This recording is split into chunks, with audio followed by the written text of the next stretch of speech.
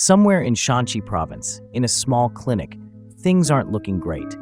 The doctor checks on the elderly man. "Elder, your tumor has gotten worse. How's the headache?" The old man replies, "It's getting worse, but I can still handle it." After a short pause, he looks the doctor in the eyes. "Just be honest with me. How much time do I have left?" The doctor takes a deep breath before saying, "Your inner chi is protecting your blood vessels for now, but soon, the pain will be unbearable. You won't be able to wake up one day, elder." At the door of the clinic, the old man pauses. "I guess there's no need to return for my treatment anymore, Physician Sok. Thank you for everything you've done." As he turns to leave, he adds, "While I'm still alive, you must come to our family for a meal sometime." The physician watches him leave, thinking to himself, "Elder Liu Jinshan, please take care of yourself." Liu Jinshan thinks to himself while walking, "Now I have to start sorting things out. Everything I've built in my entire life, our family, the Liu family, this precious Liu family, will be continued by my son and my grandchildren. I have no regret, however. It's a shame that I won't be able to see my youngest granddaughter grow up, a special child born with the immortal sound body constitution, a talented child who will definitely bring honor to our family when she grows up." Liu Jinshan approaches the Liu house, but a strange, ominous feeling hits him as he nears the gate. His senses sharpen, and the unmistakable smell of blood fills the air. He pushes through the crowd of people murmuring, "What in the world is going on?" "Move aside," he yells, breaking through to see the unimaginable, his family destroyed, bodies scattered everywhere. "Chione, Daekwane," he calls out desperately, his heart pounding. What on earth happened here?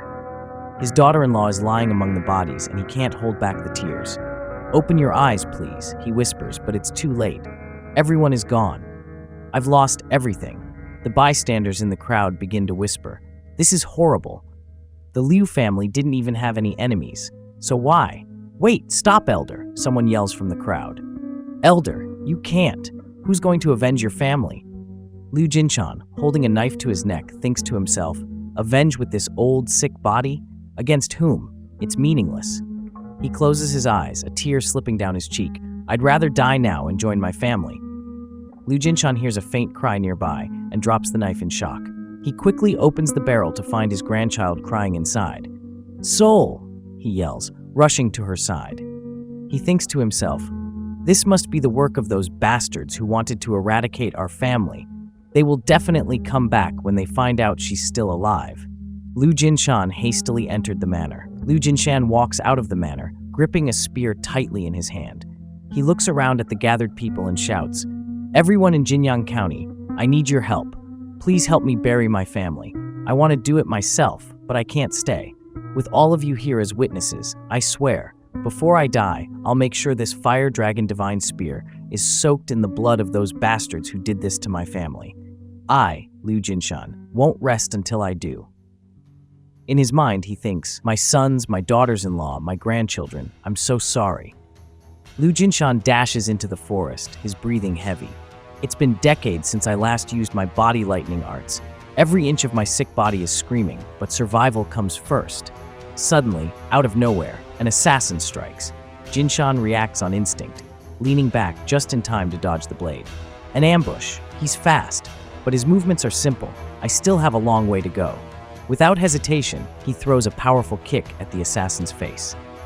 "Let's finish this quickly." The assassin flinches, bracing for impact, but when he opens his eyes, Jinshan is on the ground instead. Jinshan grits his teeth. "The sound of my back cracking. As expected, my body can't handle these martial arts anymore. How frustrating. If I were just 10 years younger, this third-rate bastard would already be dead. But right now, Soul's safety is all that matters. If his companions show up, we're done for." With no time to waste, he forces himself up and starts running. The assassin hesitates for a second before snapping out of it and chasing after him. Jinshan yells back, "You bastard! Even as an assassin, do you have no shred of compassion? Is it really necessary to go after a newborn baby and an old man like me?" But in his mind, a plan is already forming. Running away like this is a disadvantage in my condition. If I don't take him out in one move, I'll be the one who suffers. The assassin dashes toward him, a killing intent in his eyes. Jinshan grips his spear tightly. There's only one chance. He channels his remaining energy into his weapon. The assassin leaps into the air, going for the kill. Jinshan's eyes narrow. Got him! With a deep breath, he unleashes Lion's Roar. A powerful shockwave blasts through the air. The assassin wobbles mid-air, his balance shattered. His weapons slip from his hand. Jinshan doesn't waste a second. Liu family spear technique, first technique, pursuing extreme flash. In an instant, his spear tears through the assassin's chest, pinning him straight to a tree. Jinshan scoffs, smacking the assassin's face. Didn't I tell you to stop chasing me, you rude little bastard? The impact knocks off the assassin's mask, revealing his face. Jinshan narrows his eyes. As expected, I don't recognize him, but I need to find out who sent him. He studies the man's trembling body. Not that it matters. Someone like him would rather die than talk. His gaze shifts to the assassin's a strange dragon tattoo standing out against his bloodied skin. This symbol, if nothing else, this might be a clue. Before he can think further, Soul's soft cries snap him back to reality. Jinshan holds her close and gently whispers, "Our Soul must have been scared, huh? But don't worry, my child. Grandpa will definitely protect you." Soul smiles at him. Night falls, and the forest is wrapped in darkness. Jinshan and Soul sit by a small fire, their only source of warmth. Jinshan looks down at the baby in his arms and sighs. "Child, you must be hungry, right? Just wait a little longer." As he stirs the pot, his thoughts drift. I grabbed some cow's milk and a few supplies from a nearby village in a rush. Who would have thought I'd end up stealing? Something I've never done in my life. Seriously, my later years are truly miserable. Once the milk is ready, he carefully pours it into a small container and brings it to Soul's lips. "Here you go, Soul. It's ready. Since I boiled it, it's safe to drink now." Soul eagerly drinks, and Jinshan watches with a soft smile. "That's it. You're eating so well. Good job." After finishing, Soul rubs her tiny belly cutely. Jinshan chuckles to himself, but his mind remains heavy. There's no helping it. I'll do anything to protect Soul. Suddenly, a sharp, unbearable pain shoots through Jinshan's head. His vision blurs, and the bowl of soup slips from his hands, crashing to the ground. The tumor, "I've never had a headache this bad before." A piercing scream escapes his lips as the agony intensifies. His body trembles, and memories of his conversation with Physician Seok flood his mind. "Elder, please take this, just in case. Didn't you say medicine would no longer work?" "This isn't medicine. It's a poison called the nerve suppression pill. Using poison to fight poison, the pill's toxins will suppress your tumor and prolong your life for now. Just in case of an emergency, please take these with you." Jinshan grits his teeth. "I'm losing my mind. I know what this poison is, a drug used to torture prisoners, causing unbearable pain without killing them. Even a strong martial artist would feel like his entire body is being torn apart." He looks at Soul, her tiny face twisted in distress as she cries louder and louder. "I can't die. I can't leave Seol all alone." With trembling hands, he grabs the pill and swallows it. A violent surge of poison chi erupts inside him. His skin turns purple, his pupils contract, and his veins bulge beneath his skin.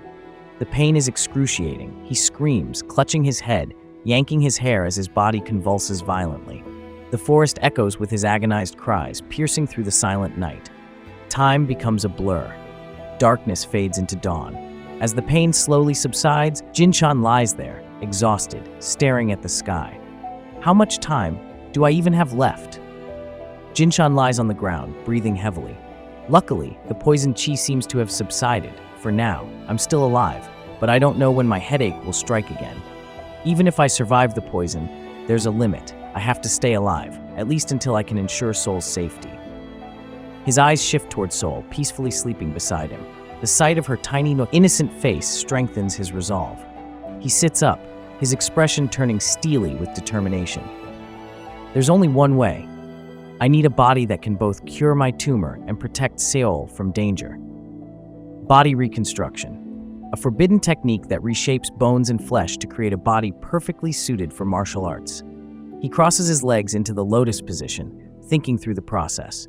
To unclog the governor and conception vessels for body reconstruction, I need at least 180 years worth of inner chi, but right now, I only have about 150 years worth. His fists clench. Can this sick, dying body even hold on? If I train, it'll take years. No, even longer than that.